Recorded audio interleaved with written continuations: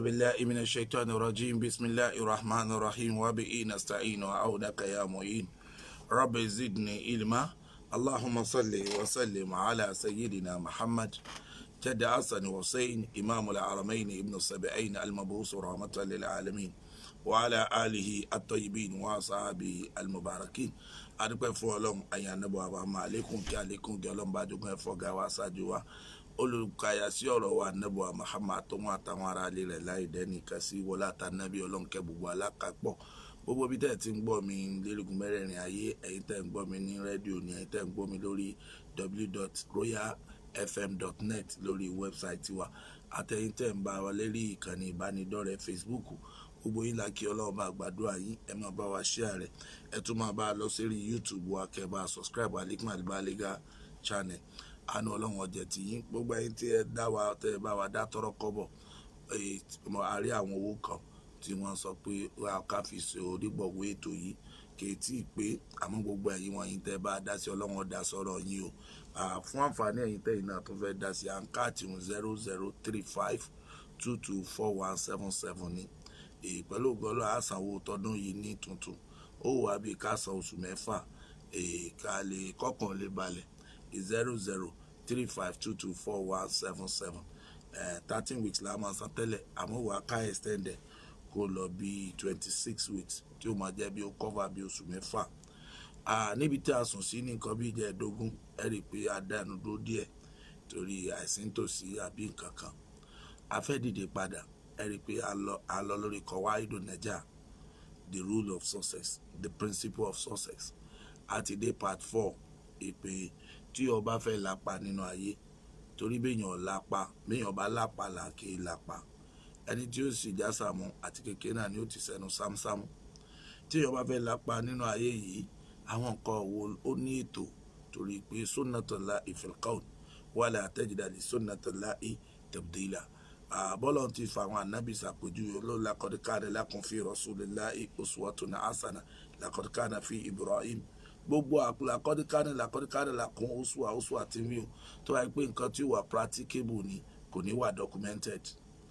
kò ní wà written kò ní wà explainable Ọlọ́run ń sọ fún yín ni pé tó mú mi documented tó mú mi kọ́ kalẹ̀ tó mú mi explain rẹ̀ ó jẹ́ way of life tẹ̀lé copy ni títí yín ló fi yànjú ló jẹ́ pé àkọ́kọ́ tí yọba ya fọ́tò ètò fẹ́ jẹ́ láyé wọ́n ní if there is no failure comes in àwọn ilé ìbò ní failures comes in when you forget your principle your ideology and your personality níjọ́ tí o ti mọ̀ pé kò lè dáa fún ọmọ láyé níjọ́ tó o bá ti gbàgbé àwọn òfin tó di ọ àwọn tó tu ọ ìrònú tó mọ wáyé àti tó lè sọ déyàn àti kí ni ìwọ gangan jẹ́ fúnra rẹ̀ tí mẹ́tẹ̀ẹ̀ta bá ti dàrú mọ́ lójú failure ti dé ńjọ́ náà gbogbo tí a bá ń bọ̀ wá kò séyìí tí ó sàn lára rẹ̀ torí ìdílé yìí mo wá ní àkọ́kọ́ ẹ rí i pé mo kàn ká ní ìjọ yẹn mo kàn ká ní pé mẹ́wẹ̀ẹ̀wá àwọn ilé ìbò pín tiwọn sí 5 àwọn lábáwá so yìgì fún ó pé ó wá di mẹ́wàá yẹn ní wàá kà 5 táwọn ilé ìbò náà ti hàn nínú rẹ̀ mo sọ fún yín pé 5 táwọn ilé ìbò ní smart tó bá gbàgbé ìpè specific ẹ̀kejì ni pé measurable ẹlẹ́ẹ̀kẹta achievable ẹlẹ́ẹ̀kẹrin realistic ẹlẹ́ẹ̀kẹta ni time bound ẹlẹ́ẹ̀karùn ni time bound ó wà wọnú 5 àwọn ajá sí 10 àti àwọn oníkéwú ìpè antakuna la adafa wadi'atun wa muhaddada àkọ́kọ́ ni pé ìtẹ̀dá bá fẹ́ fi tún aya rẹ̀ ṣe ìwọ gangan gbé síwájú sóyè ọ ṣé nǹkan òun nílà ká ìlọ́kàn rẹ̀ torí ọ̀nà tó ń tọ̀ tí ò make sense ó ti mọ̀ pé ọ̀nà àrọ́nù ètò ṣùọ́ ẹni tí ń ṣe yahoo nísì ibo ló fẹ́ ṣe dàdé kí ni iṣẹ́ tí ò sí lọ́la tàmáà ní tran ẹ̀rọ ni wọ́n kọ ọ̀nà tó bá ti wá jẹ́ tran ẹ̀rọ kì í sọ̀nà téèyàn lè láti bọ̀ tán lórí ẹ̀ yóò gbé ọ dáàrin ọ̀nà táwọn ẹlẹ́kọ̀ọ́ kan àwọn ní strategy máa ń pè ní stock in the middle ó padà wá lọ bára rẹ̀ nù pàlàpàlà tó ní ríbi jáde mọ́ ni pé wadi'atun muhaddada ìtò bá fẹ́ fi jẹ́ èèyàn an yakuna al-hadafa wadihan an yatahaddaha fi zihni as-salih al-hadaf ẹni tó bá ní idea rẹ̀ picture idea rẹ̀ gbọ́dọ̀ clear sójú ẹ̀ vision rẹ̀ gbọ́dọ̀ clear kó gbogbo mọ kí lòun wà fọyẹsítẹ́tì ò ṣẹ́rẹ̀ àwù yóò wá lè ṣàlàyé rẹ̀ one by one fáwọn èèyàn pé tàbá ṣe lè tọ́ stage báyìí how I move to this stage eléyìí bá ti ṣeré ikọ̀ ti fẹ́ ṣeré wà tàbí ìrò àníwò yóò lè express ẹ̀ confidence wà kàmá yumkinu tasjiluhu wa kitabatuhu yumkinu tasjiluhu yóò lè document bí àdé àwọn ọba kò bá jáde àtọwà practicable tọ́dẹ̀ jẹ́ pé nǹkan tá a lè máa maintain forever ni Al-Qur'ani ò ní dọ́kúmẹ́ǹtì gbogbo àwọn àṣeyọrí àwọn ànábì kò sì ní dọ́kúmẹ́ǹtì gbogbo wàhálà tí wọ́n rí ká lè mọ̀ pé even though kéèyàn ní clear vision kéèyàn dẹ̀ ní mission kó dẹ̀ ní objective because nǹkan tí ò yáwó yọ ni pé mission gangan yàtọ̀ sí vision vision tó bá ní vision from there you graduate to mission mission ni pé bí tí mo fẹ́ dà àti tí mo fẹ́ kàn yàn ọmọ mi àti tí mo wáyé wá ṣeré ó wá break tó wá èyí ó wá break ẹ̀ sí objective bí ó dà tá a bá fẹ́ ní ó wù mí kí n já àfa lápèjúwe ó wù mí kí n dẹni táwọn èèyàn ó wá break ẹ̀ bó ló ti wá dà ọkọ̀ lọ lè kéwù ó gbé láti lè ké Quran ìbàbá rẹ̀ tó ní mission lára rẹ̀ yóò wá mú ọlọ́dọọdún àfa tó ń fẹ́ kọ ọjọ́rú ẹ̀ iye ọdún báyìí ni ó lò ń bí yóò ti há Kùránì tán yóò ti ṣe gbogbo ẹ̀ yóò wá lọ bí wọ́n ti ń ké túmọ̀ bóyá dárù ni bóyá mọ́ríkàsì ni bóyá lékéwù míì náà tí wọ́n ti ń ṣe tọ́da bẹ́ẹ̀ yóò wá tó bá lọ́dún mẹ́ta ń bí yóò lọ́dún mẹ́rin kan yóò wá lọ gba dìgírì rẹ̀ yóò ṣe mástà rẹ̀ nígbà táwọn ti bọ̀ tó gbogbo ẹ̀ ló lásìkò tọkàn bá ti ń dìlé wọn wà máa di ọlá gbé níta torí ẹ̀ èyí ń kọ́ àpèjúwe rẹ̀ léyìí tó súnmọ́ bàbá Sheikh Adam ìbátan kéwú tán bàbá àwọn ọmọ mú wọn lọlé kéríṣiríṣi wọn wá lọ kí lọ́dà fẹ́ẹ̀sì ńbàdàn ìgbà tí kéwú yẹn pọ̀ débi pé tí wọ́n bá parí tírà kan àìrí ó fẹ́ dá wàhálà lẹ̀ bàbá lé tó bá dojú Àlàmísì àwọn wàá rìn lọ lálùpọ̀ ńbàdàn ìbàdàn wọn ti kéwú wọn wàá rìn lọ lálùpọ̀ wọn wàá lọ ṣe mọ̀dáyí tó bá ṣe ń bẹ̀ ní òru Àlàmísì mọ́júmọ́ wọn padà wá bàdàn lọ́jà àbá ni wọ́n ti wá ra tíra owó tán bá pa bí mọ̀dáyí ẹ wo kéyò ti lérò tí mo fẹ́ jẹ́ kéde pé wọ́n wá ń fowó ra di àbí wọ́n ra nǹkan jíjẹ táwọn ọmọ kéékèèké sí ọmọ ọjà nǹkan wọ́n wá fowó ra tíra yẹn ni wọ́n ó gbé wálé kéwú padà lóòjọ́ sátọ̀dé lọ́dà fẹ́ẹ̀sì pé èyí ta tó fẹ́ kéré táfà àti sọmọ pẹ́ lọ́ra bàbá wọn ẹnìkan ló wá rí wọn lálùpọ̀n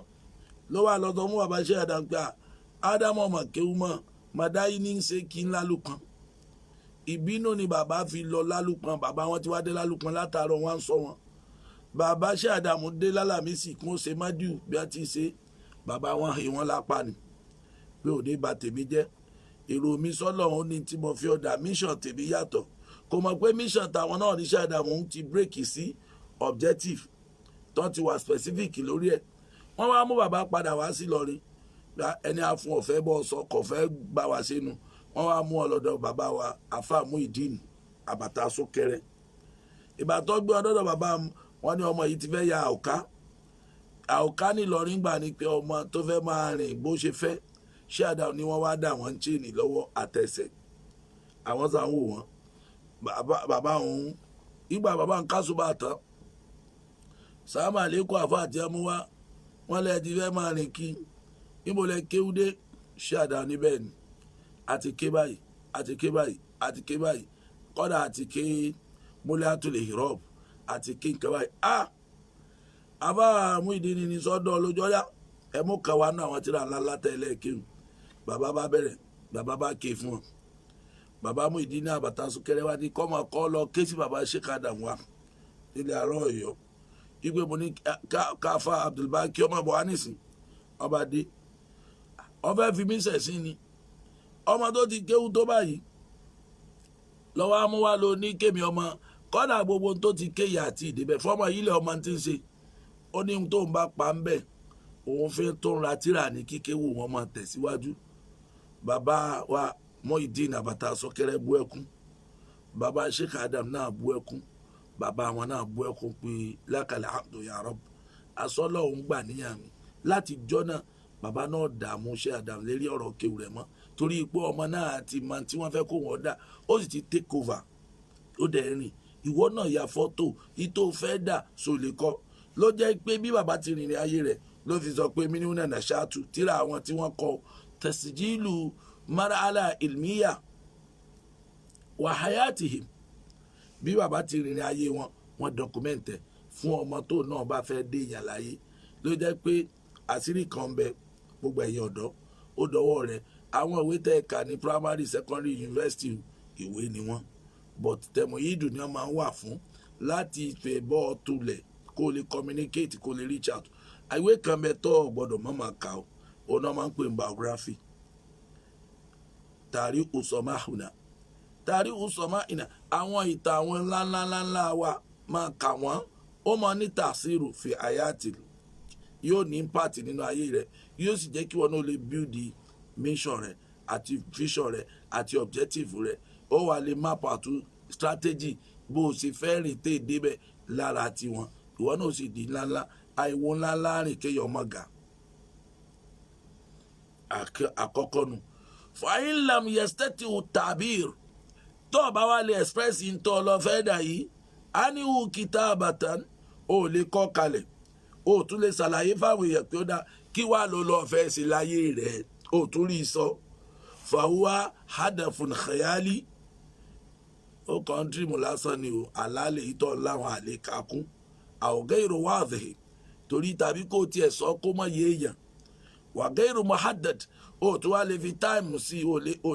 ó lè pín pé ní stage báyìí àyẹ̀kúdà ádámà mufassalan láwùjọ sí ìyàn jẹ́ kí n tó fẹ́ dà láyé ó ṣe pín kó sì ṣe fásitì sí almarufa fi sabili tahqiq tó ẹgbẹ́ àwọn èèyàn mọ̀ gbà ó yẹ kó wà stage báyìí torí ó sọ pé tóun bá ti parí master omi délé lòun bẹ̀rẹ̀ péjì òun ò ní wálé wala yakuna hadafan alamiya mashusha má jẹ́ nǹkan tó yẹ pé wàá kàn yóò wá da gbogbo ẹ̀pọ̀ ẹ̀ẹ̀kan ló gọ́lọ̀ iṣẹ́ àfáì náà là ń ṣe wà pẹ̀lú gọ́lọ̀ àwọn náà ń gbìyànjú lójú ọ̀nà àníbòlẹ̀ tí ń gbìyànjú bolẹ̀ wà ìbòlẹ̀ dé kílẹ̀ ń ṣe lọ́wọ́ tí ò bá ti síyún ó kàn ń rorọ́ lérí ni torí pé aláṣẹ̀bílì lápèjúwe kọ̀dìkì kúlù qa'il inna adafi àni ìtàhàkọ bí wasifatil kubra kéèyàn sọ fún ẹ pé lónìí wàláì iléeṣẹ́ lẹ́lẹ́ mo ti fẹ́ ṣiṣẹ́ báwo ló ṣe débẹ̀ kí ni ilé ìwò nù ṣe iléeṣẹ́ lálápọ̀ láyè wàá wà specific ni wàá dẹ̀ jẹ́ pẹ̀lú gọlọ́ ó wù mí kí n ṣiṣẹ́ ní Apple ó wù mí kí n ṣiṣẹ́ ní Chevron ó wù mí kí n ṣiṣẹ́ ní Attorney Anderson àwọn big company ó jẹ́ ti law firm ni ó jẹ́ ti accounting firm ni ó jẹ́ ti software ó jẹ́ engineering ni wàá dákọ̀ wọn á wà wo ìtọ́pa ẹ̀kọ́ rẹ̀ àti bó ti ń rìn ní ayé rẹ̀ pé yes ẹni yìí mí níbi tí ń lọ kò fẹ́ dúró tòsí. ẹlẹ́ẹ̀kejì nínú nǹkan tí àwọn èèyàn ò mọ̀ ni pé ìgbà tó ti dákọ̀ sẹ́tọ̀ ga tá ò wá pín tó o sì sọ bó ti débẹ̀ tó o sì sọ àwọn kọ́ọ̀sì tí wọ́n nídìí ń bẹ̀ àníkà ọkọ ẹni tí tó máa ti ń ṣe tó bá ti wá lè ya fọ́tò tó ń ṣe yìí àwọn nǹkan kan wà tó pé ìbéèrè tàbí ọ ni pé mother tẹ́rẹ̀kà bíi tàkìkì nígbà tó bá fi ya fọ́tò tó fẹ́ dà yìí á bí ọ pé kí ni o fẹ́ achieve mbẹ́ kí ìfàyù kiri tàkìkì adàl adàf ìbéèrè lẹ́ẹ̀kejì pé ṣó rọrùn ọ̀nà olóògbé ìgbà tó fi dà tó fẹ́ dà yìí ẹlẹ́ẹ̀kẹta limaza tẹ́rẹ̀kà fi tàkìkì adàl tó bá dà tó fẹ́ dà yìí gan kí ló fẹ́ fi ṣe ẹ wo ọ̀pọ̀lọpọ̀ àwọn tó nǹkan tó fi àjẹ Nàìjíríà ni pé gọ́vnà wọ ọ̀pọ̀lọpọ̀ dà ṣùgbọ́n kí ló fẹ́ ṣe tó bá débẹ̀ kò yé agbára wo ọ̀pọ̀lọpọ̀ ní ṣùgbọ́n bábára bá dọ́wọ́ rẹ̀ kí ló fẹ́ fi ṣe kò ní àbí ó pé ibi tó ló ń lọ yìí kí ló fẹ́ fi ṣe.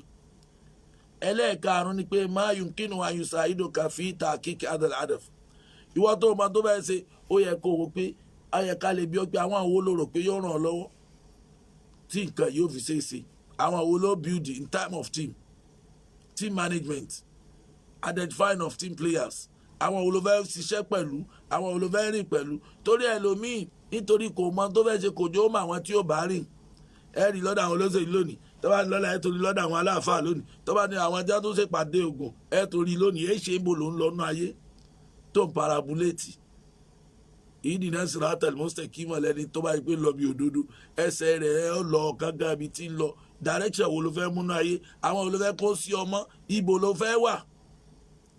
ẹlẹ́ẹ̀karùn-ún ni pé tá a béèrè lọ́wọ́ ẹni tó bá rí àlá rẹ̀ torí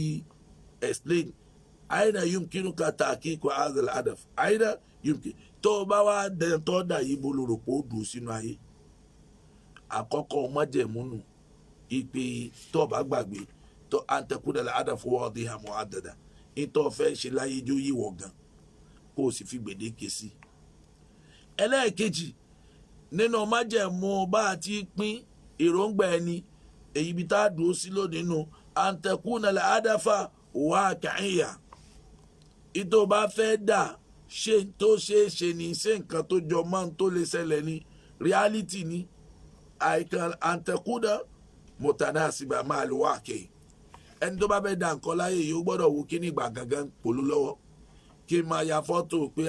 ẹ̀rọ gọ́lọ́ bọ́lọ́ bá kẹ́mi nísì mo fẹ́ máa sin rànkómi torí àwọn èèyàn padà máa gun rànkómi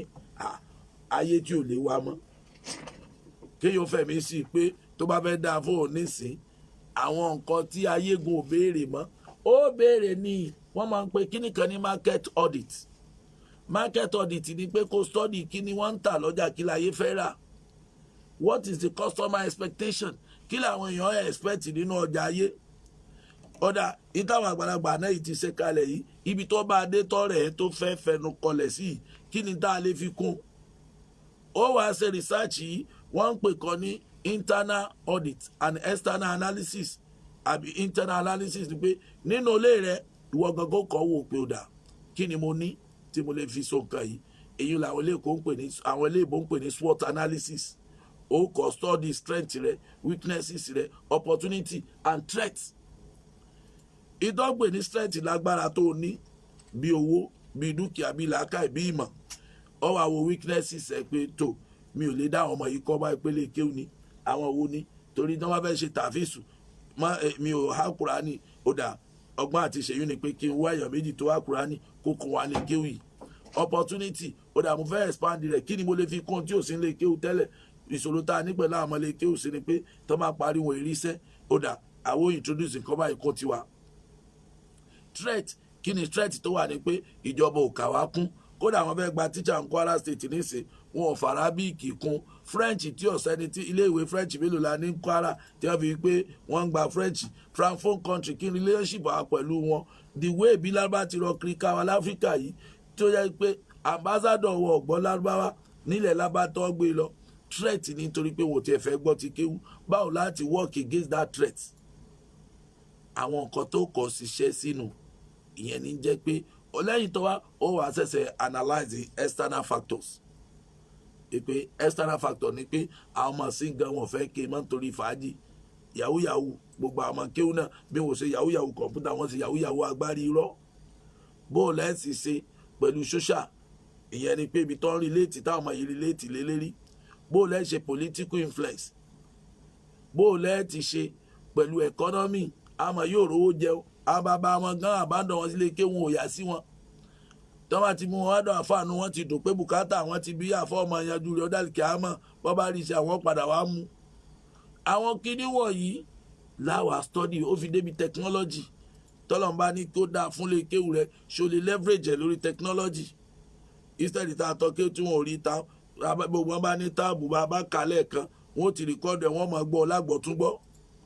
àwọn nǹkan wọ̀nyí ní èyí ò fi mọ̀ pé ìwọ fẹ́ ṣe tuntun tó yàtọ̀ sí èyí tí mẹ́lẹ̀ yóò sì jọ ráyè tiẹ̀ dúró nínú ayé. bí àǹtẹ̀kúdà múna àṣẹbẹ̀bọ̀ àbẹ̀wákì máa sọ̀rọ̀ fúlfàd wà kò dọ̀rọ̀ tìhì oyè fàlà tẹ̀kúnà àdàfà musta'illa ta'kik kọ́ tẹ̀kúnà sùúbà láàyè mùlákin láàyè jùbọ̀ àǹtẹ̀kúnà musta'illa. kò sí dream kan tí ò possible àwọn ilé ìbò ní if you can dream it you can have it. ìtẹ̀dá bá fẹ́ ṣe wàá ya fọ́tò ọ̀nà ibi tí wọ́n gbé tiẹ̀ gbà oyè. وهذا يدعونا إلى القول بأنه يجب على الفرد أن يكون على علم وامتلاء بقدراته الحقيقية. ó ní pé tó bá fẹ́ ṣe nǹkan òun gangan kókó wò pé ṣé knowledge ń gbé ṣé mi gangan study capacity mi wọ́n pe kíní kan ní capability àti competency ó yàtọ̀ síra wọn. Ìgbà míì ẹlòmíì náà competency ẹlòmíì ò yanjú lérí ibi olóhùn fẹ́ dèèyàn ń bẹ̀ igbó lòun ní padà ọkú ń bẹ̀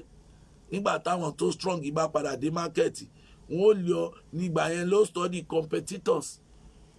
ìyẹn náà tó yàtọ̀ àwọn tó ń lọ ọjà ń lọ́wọ́ só onírú tí wọ́n ní àbò sọ jù wọ́n lọ ẹ rí i pé mo ní kó study strength rẹ ẹlòmíì ò ní capacity láti wọnú bí olóhùn ti fẹ́ déèyàn wàyìntìláhù bí kùdùrọ́tìhí kó kápá kó lè stọ́dì ibi agbára rẹ bá wà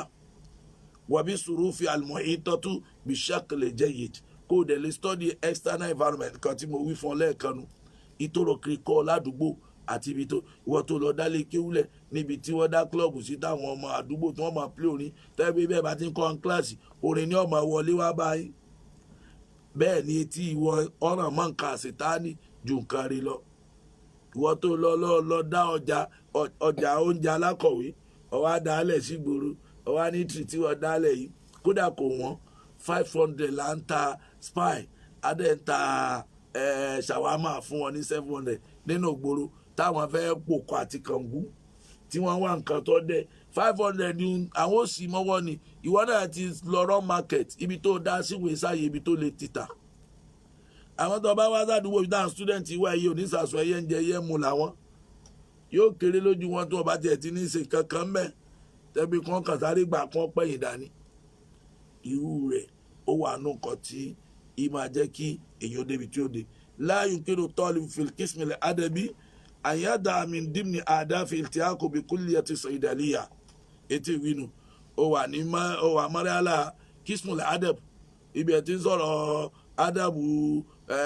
anakidu adabu tali nakidu adabi ẹ ń sọ̀rọ̀ àwọn tọ́ àwùsẹ́ni ẹ ń sọ̀rọ̀ gbogbo àwọn ní adabu ẹgbẹ́ yín ọwọ́ á ní tí wọ́n bá kúrò mẹ́ẹ̀ wọ́n fẹ́ lọ college of medicine ló fẹ́ lọ tí kí ni preparation rẹ ṣé chemistry ṣé biology ṣé ó wà nù nǹkan tẹ̀yìn kọ́ níbẹ̀ òní òwò náà ti wà pé èròǹgbà rẹ hàn ìdè anaha ta'khudhu min talabati qismi al-ilmi fi mari alati sarawiya ibi èèyàn bá fẹ́ gúnlẹ̀ sí ẹ̀kọ́ rẹ̀ tí máa wà nù ẹrù yàn tẹ́lẹ̀ ni ibi tá a dúró sí lónìí nù pẹ̀lú ògùn ọlọ́run ìwọ náà wò ó ibi ọ̀fẹ́ gúnlẹ̀ sí sóò tí ń palẹ̀ rẹ̀ mọ́ sọ́wọ́ àánú ìmúra ayé rẹ̀ sọ́wọ́ àánú ẹ̀kọ́ ayé rẹ̀ tí ọba ti sí ń bẹ̀ àlálọ̀ ńlá o níjọ́ ọba tají lọ́wọ́ mọ̀ pójú oorun lọ wà ipò òsínbì kankan ibi ní dúró sí lónìí lọ́mọ yanu Islam Lukman Muhammad Mukhtar Saikutu fún gbogbo ẹni tẹ́ fẹ́ kún wa níbi òǹgbọ̀wé ètò wa mo ní ẹ má gbàgbé ẹ lè bá a fi sí àkáǹtì wa ní GTB 0035224177 jazakumullahu khairan assalamu alaikum warahmatullahi wabarakatuh.